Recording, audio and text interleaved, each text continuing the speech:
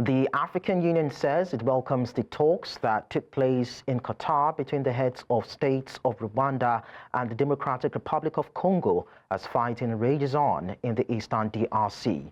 In a statement on Wednesday, AU Chairperson Mahamoud Ali Youssouf commended the two countries for their commitments to dialogue and urged all parties to maintain the momentum.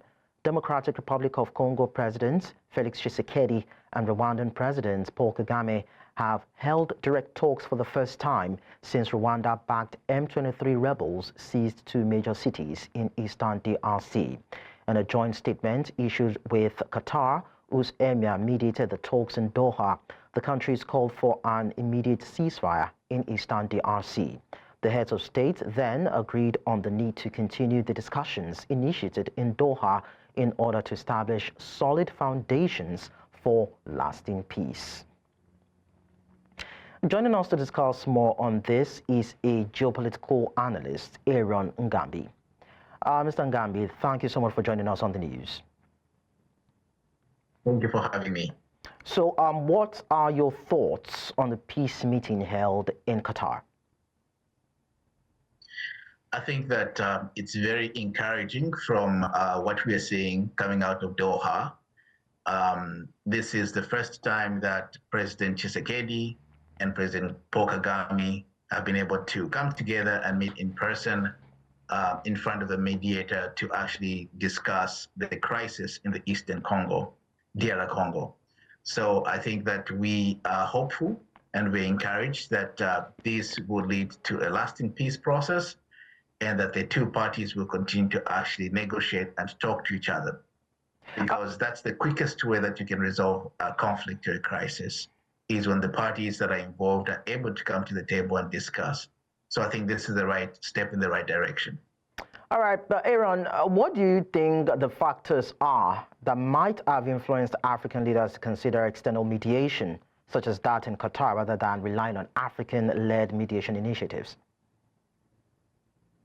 Yeah, that's a very good question, because most of us were hopeful that this is a situation that can be resolved by the African leaders. We can look to an African solution to African problems. But unfortunately, we have seen that there were talks previously in Nairobi, in Kenya. There were talks scheduled for Rwanda in Angola. And there were talks that have been led by the East African community together with SADC. And also there was a meeting that was scheduled to be held in Tanzania, which actually took place in Tanzania in February. So all of these have been efforts and attempts by African leaders to try to resolve this conflict. Unfortunately, not much progress was made until this news that is coming out of Doha. And partly it's because we have seen that either Rwanda or the DR Congo has accused some of the African countries or leaders to be probably biased.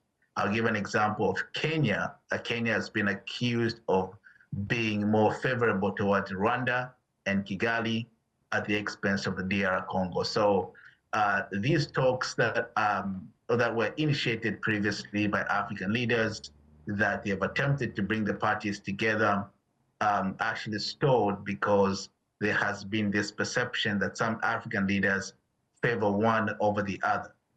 Therefore, Qatar looks to be somewhat neutral as a mediator, and perhaps that's why Qatar has made some progress. But ideally, we should have been looking at a situation where African leaders, African politicians, and African countries were able to resolve this conflict. But unfortunately, SADC has been accused of taking sides. The East African community have been accused of taking sides. And therefore, I think that Qatar was able to prevail and even be able to bring the two heads of states from the DR Congo and Rwanda in the same place. Remember that Paul Kagame was able to show up in Tanzania for that East African community and SADC meeting, but Tshisekedi joined that meeting via online or virtually. So these have been the challenges. The African leaders have tried and attempted to do all sorts of efforts that are needed in a mediation, but all of those efforts are not yielded fruits. But this is a good thing that is coming out of Qatar, and we hope that Qatar will be impartial and be able to resolve this conflict as soon as possible. All right, Aaron Ngambi, thank you so much for sharing your perspective with us on the news. Thank you for having me. Have a wonderful day.